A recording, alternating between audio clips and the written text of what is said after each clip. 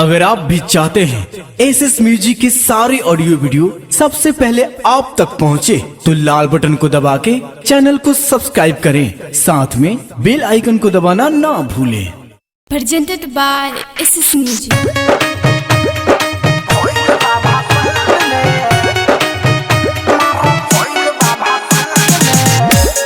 Presented by SS Music. Presented by SS Music.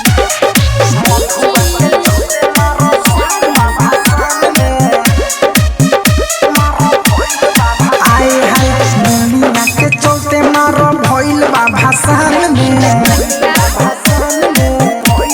सुनो ना मधुआ के चलते मारो भइल बा भाषण में। लइकन से कादू बतियात रहे कान में, लइकन से कादू बतियात रहे कान में। मुनिया के चलते मारो भइल बा भाषण में। मधुआ के चलते मारो भइल बा भाषण में।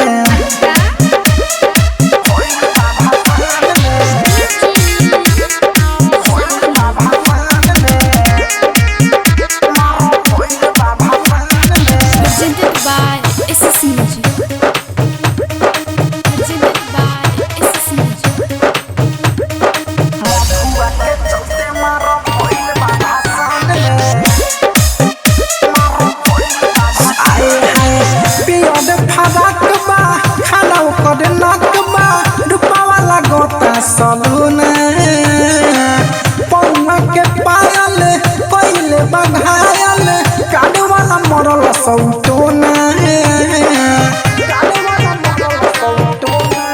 आए हाय पियद फराक बा खाना ओकर नाक बा, रूपावा लागता सलून। पौना के पायल पहिले बघायल, काडू वाला मरल सौटोन। आए हाय देवे खाती चॉकलेट बोलई लस दुकान में। मधुआ के चलते मारा भइल बा भाषण में। आए हाय लइकन से कादू बतियात रहे कान में, लइकन से कादू बतियात रहे कान में। मधुआ के चलते मारा भइल बा भाषण में। आए हाय मुनिया के चलते मारा भइल बा भाषण में।